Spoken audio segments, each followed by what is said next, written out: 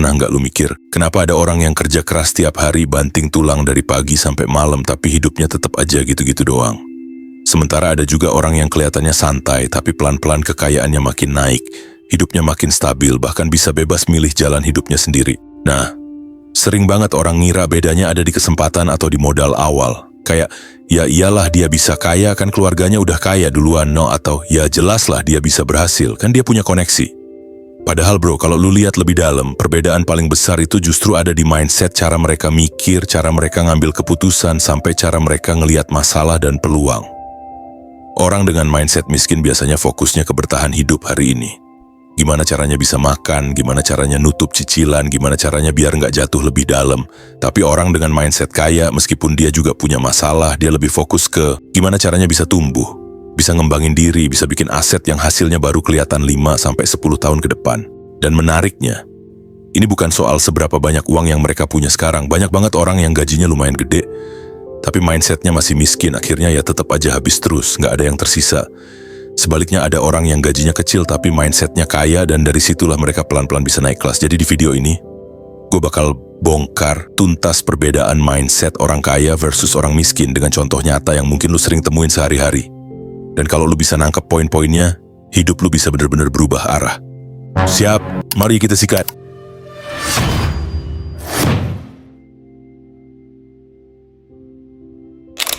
1. Cara pandang terhadap masalah.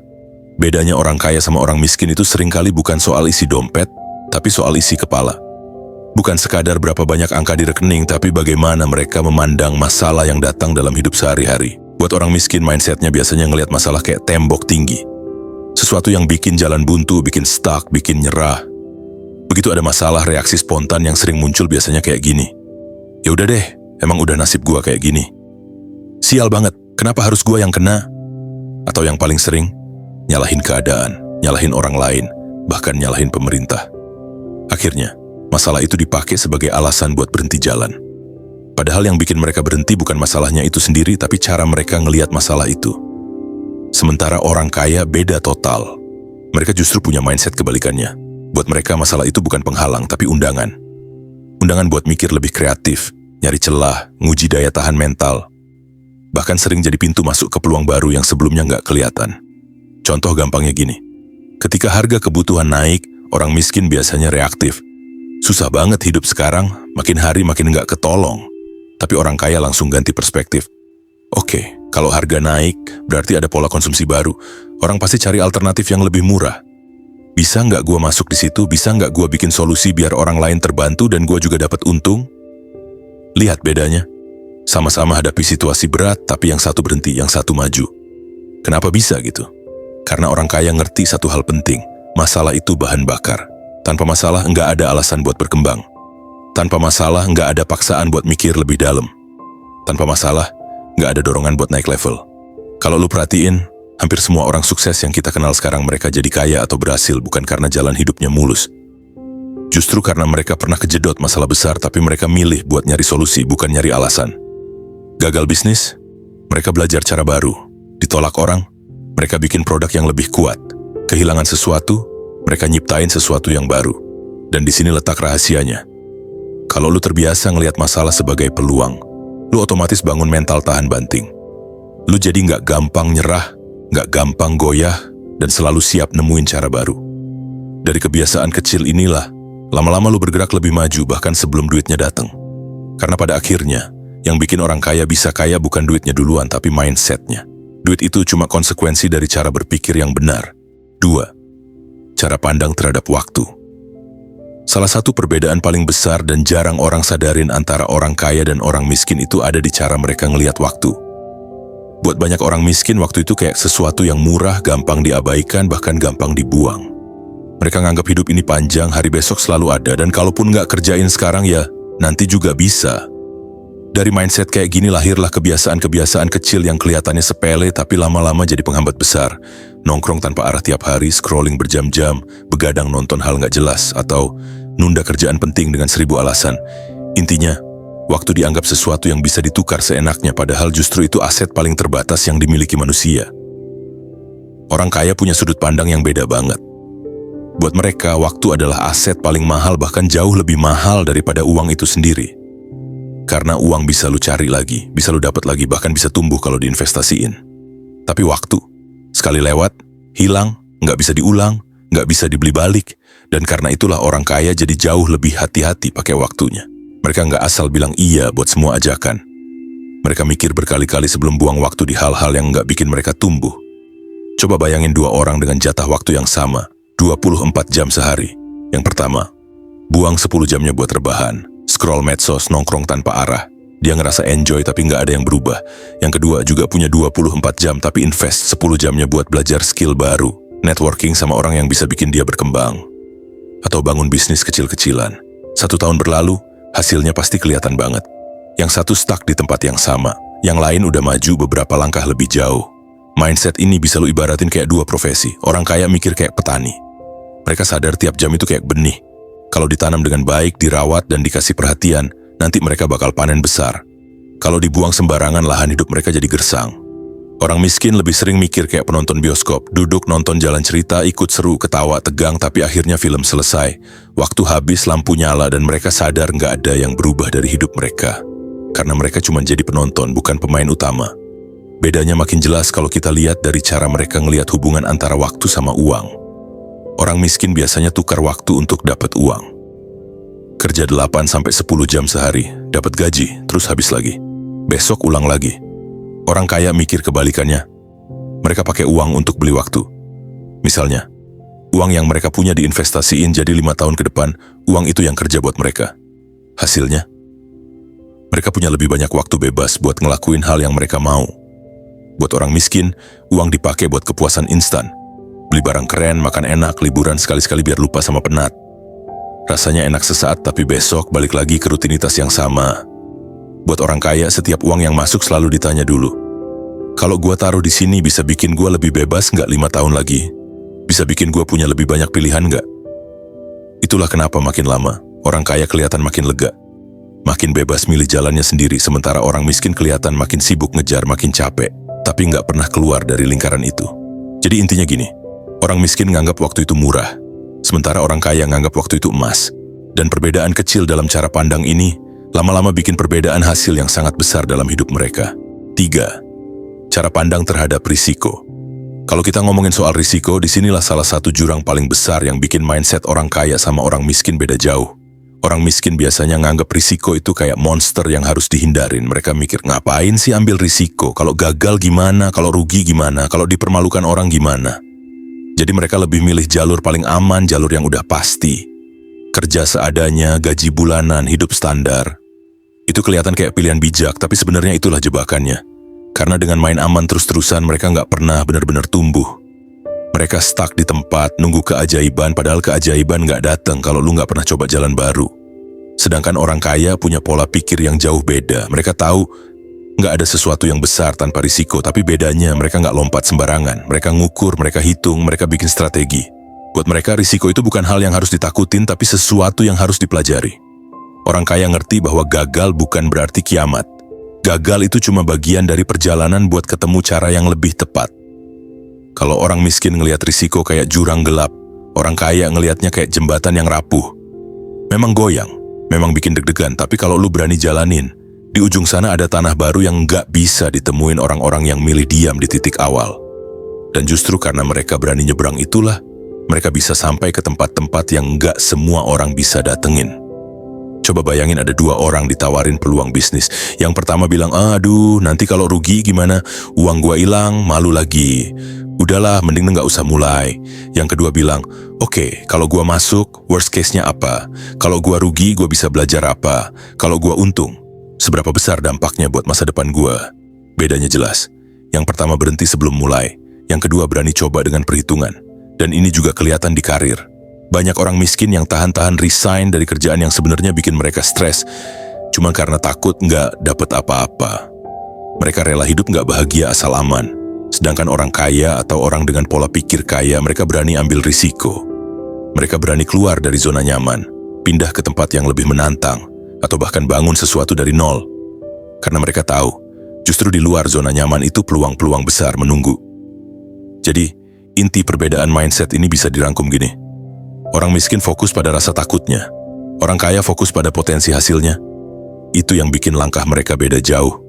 Karena setiap kali ada peluang, orang miskin sibuk mikirin alasan buat nggak jalan. Sedangkan orang kaya sibuk nyari cara biar peluang itu bisa dijalani dengan aman tapi tetap maju. Dan itulah kenapa keberanian buat ngambil risiko yang terukur seringkali jadi tiket mereka buat naik level lebih cepat. Mereka nggak kejebak dalam keamanan palsu yang bikin kebanyakan orang cuma muter di tempat. 4. Cara memandang ilmu dan belajar. Banyak orang yang tumbuh dengan pola pikir kalau belajar itu cuma soal sekolah. Dari TK sampai kuliah, seakan-akan hidup ini diprogram buat ngejar nilai, dapetin ijazah, terus lulus cari kerja selesai. Begitu wisuda banyak yang merasa, no oke, selesai sudah fase belajar gue, saatnya kerja cari duit.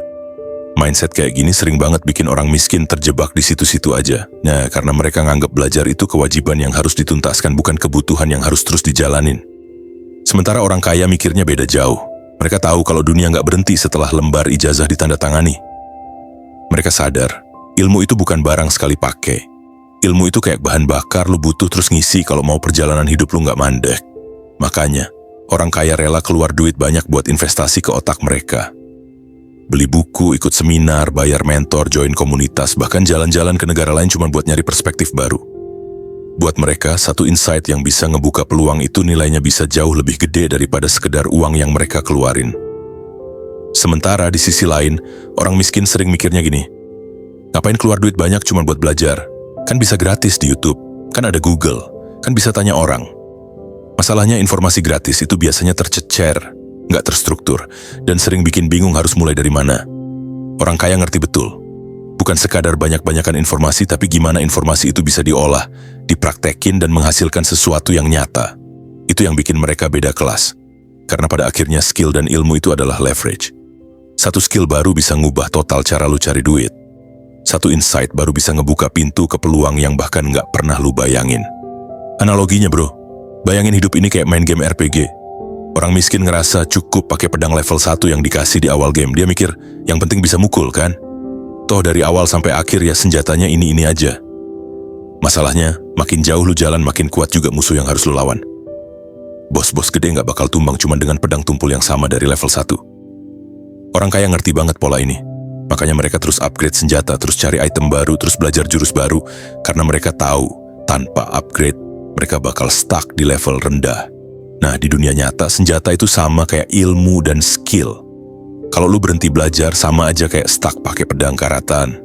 Tapi kalau lu terus belajar, lu punya arsenal lengkap yang bikin lu siap hadapi tantangan apapun.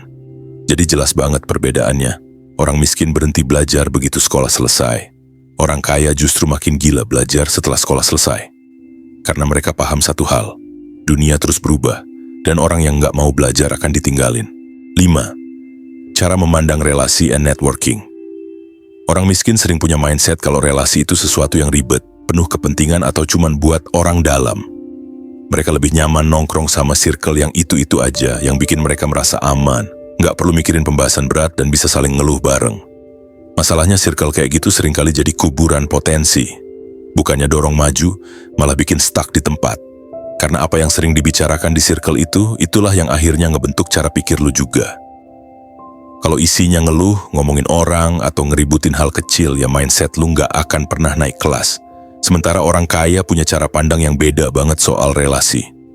Buat mereka, networking itu bukan sekadar cari kenalan, tapi investasi jangka panjang.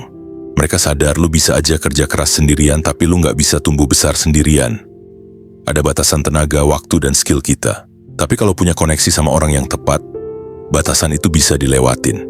Makanya orang kaya nggak ragu keluar uang buat ikut event, nongkrong di tempat yang bikin mereka ketemu orang baru, bahkan bayar membership komunitas eksklusif. Kenapa? Karena mereka tahu, satu pertemuan bisa jadi pintu rejeki yang nilainya nggak ternilai.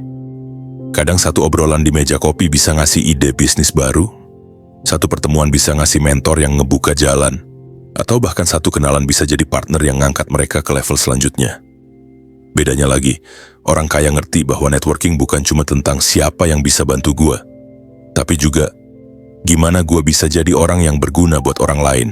Itu sebabnya mereka sering ngasih value dulu, sharing ide, bantu kenalanin orang, atau sekadar jadi orang yang menyenangkan buat diajak ngobrol. Mereka ngerti, hubungan yang sehat dibangun dari timbal balik, bukan sekadar kepentingan sepihak. Di sisi lain, orang miskin sering punya mentalitas defensif. Takut dimanfaatin, takut kelihatan kecil, atau mikir, buat apa sih kenalan sama orang baru toh nggak ada gunanya. Akhirnya mereka nutup sendiri peluang yang harusnya bisa ngebuka jalan lebih besar.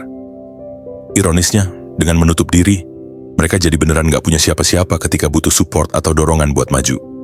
Analoginya bro, bayangin lu main game RPG lagi. Kalau lu main sendirian, lu mungkin bisa naikin level pelan-pelan. Tapi kalau ketemu bos gede, lu bakal kesulitan. Lu kehabisan potion, damage lu nggak cukup, dan akhirnya stuck. Nah, orang kaya itu kayak pemain yang rajin join guild, punya banyak party member, dan ngerti pentingnya teamwork. Mereka punya healer yang bantu pas sekarat, punya tanker yang siap maju duluan, dan punya DPS yang bikin serangan makin kuat. Dengan guild, mereka bisa kalahin bos lebih cepat, dapat loot lebih banyak, dan naik level bareng-bareng. Sementara orang miskin lebih milih main solo terus. Mereka mikir, ribet banget ngajak orang, nanti ada drama, nanti gua dimanfaatin. Padahal justru karena main sendirian, progres mereka jadi lebih lambat, resikonya lebih besar, dan sering berhenti sebelum sampai tujuan. Jadi perbedaan mindsetnya jelas. Orang miskin bangun tembok buat ngerasa aman. Orang kaya bangun jembatan buat ngeraih peluang. Karena pada akhirnya, bukan cuma seberapa keras lu kerja, tapi seberapa luas jembatan yang lu bangun ke orang lain yang bakal nentuin sejauh apa lu bisa melangkah. 6. Cara memandang uang dan aliran cash flow. Buat kebanyakan orang miskin, uang itu kayak napas darurat. Begitu dapat gaji, langsung dikejar sama tagihan, cicilan, kebutuhan sehari-hari, dan sedikit hiburan biar hidup gak kerasa berat-berat amat. Uang itu cuma mampir sebentar di rekening terus hilang. Polanya, masuk, keluar, habis. Akhir bulan, balik lagi ke titik nol, nunggu gaji berikutnya. Mindset ini bikin uang cuma jadi alat konsumsi. Bukan salah, tapi kalau terus-terusan begini, hidup cuma muter di lingkaran yang sama. Kerja, dapat uang, habis, kerja lagi. Sedangkan orang kaya punya pola pikir terbalik. Buat mereka, uang bukan tujuan akhir, tapi kendaraan. Uang bukan buat dihabisin, tapi buat diarahin. Mereka selalu nanya ke diri sendiri, kalau gue taruh uang ini di sini, bisa balik lagi lebih gede nggak? Uang bagi orang kaya itu ibarat pekerja. So, kalau lu cuma simpen atau langsung habisin, ya uang lu nganggur. Tapi kalau diputer ke arah yang tepat, investasi, bisnis, aset produktif, uang itu bisa kerja berkembang, bahkan bawa teman-temannya balik ke lu. Itu yang disebut cash flow positif. Makanya orang kaya rajin belajar soal investasi, aset, dan cara uang berputar. Mereka ngerti, kerja keras itu penting, tapi lebih penting lagi bikin uang ikut kerja keras buat lu. Analogi yang lebih ngena. Bayangin lu punya seekor ayam. Kalau mindset miskin, ayam itu langsung dipotong, dimasak, dimakan. Besok lapar lagi? Ya lu harus cari ayam lain. Kalau mindset kaya, ayam itu nggak langsung disembelih. Lu rawat, kasih makan sampai bisa bertelur. Dari telur itu lu bisa punya ayam lebih banyak, bahkan bisa bikin kandang ayam. Hasilnya, telurnya bisa terus lu makan, ayamnya berkembang biak, dan lu nggak perlu khawatir kelaparan lagi. Bedanya jelas. Orang miskin sibuk mikirin cara menghabiskan. Orang kaya sibuk mikirin cara mengalirkan. Penutup dan kesimpulan. Kalau lu perhatiin dari semua poin tadi, jelas banget kan? Perbedaan orang kaya dan orang miskin itu bukan cuma sekadar angka di rekening, bukan juga sekadar keberuntungan, apalagi sekadar lahir dari keluarga siapa. Perbedaan yang paling dalam justru ada di mindset. Cara mereka mikir, cara mereka ngelihat masalah, cara mereka ngehargain waktu, uang, sama kesempatan. Mindset itu ibarat fondasi rumah. Kalau fondasinya rapuh, mau lu bangun gedung setinggi apapun cepat atau lambat bakal runtuh. Tapi kalau fondasinya kuat, meskipun lu baru mulai dari batu bata kecil, lambat laun itu bisa jadi bangunan kokoh yang tahan lama. Dan gue pengen lu renungin ini sebentar. Orang miskin sering mikir nanti kalau ada uang baru gue berubah. Sementara orang kaya mikir gue harus berubah dulu baru uang bisa datang. Beda arahnya, beda titik mulainya. Dan hasilnya, udah jelas beda jauh. Sekarang semua balik lagi ke pilihan lu. Lu mau terus jalan dengan mindset lama yang bikin lu ngerasa jalan di tempat, atau mulai pelan-pelan ubah cara pandang biar hidup lu nggak cuma muter di lingkaran yang sama tapi naik level sedikit demi sedikit. Kalau lu suka konten kayak gini, jangan lupa kasih like. Itu tanda buat gua kalau lu pengen lebih banyak pembahasan reflektif seputar mindset dan cara hidup. Share juga video ini ke orang terdekat lu. Bisa jadi satu video sederhana ini jadi titik balik buat mereka. Kadang kita nggak sadar hal kecil bisa jadi trigger besar buat hidup orang lain. Dan kalau lu pengen dapat panduan yang lebih praktis dan bisa langsung lu terapin sehari-hari, gua udah bikin ebook dengan harga murah dan terjangkau. Mungkin ada yang mikir, ngapain gua keluar duit buat beli buku, rugi ah. Tapi gini, kalau segelas kopi bisa lu beli tiap hari dan habis dalam sekali teguk, kenapa ilmu yang bisa ngubah cara mikir lu dan ngebuka jalan hidup dianggap mahal? Kalau kuota internet bisa lu pakai buat scroll nggak jelas berjam-jam, kenapa lu ngerasa rugi kalau pakai sedikit buat nambah wawasan? Justru buku itu investasi paling murah yang bisa ngasih dampak gede. Yang bikin rugi sebenarnya bukan uang yang keluar, tapi waktu yang hilang karena lu nggak pernah mau investasi apa-apa buat berkembang. Ingat, orang miskin mikirnya, uang itu buat habis. Orang kaya mikirnya, uang itu buat tumbuh. Dan mungkin, langkah pertama buat ubah arah hidup itu sesederhana berani nanam investasi kecil di diri lu sendiri. Karena perubahan besar sering banget dimulai dari keputusan kecil yang kelihatannya sepele. Jadi jangan tunggu sempurna, jangan tunggu semua beres dulu. Mulai aja dari langkah kecil dan percaya kalau fondasi lu bener, setiap langkah kecil itu bakal bawa lu jauh lebih jauh daripada yang lu bayangin. Gue tunggu lu di video selanjutnya.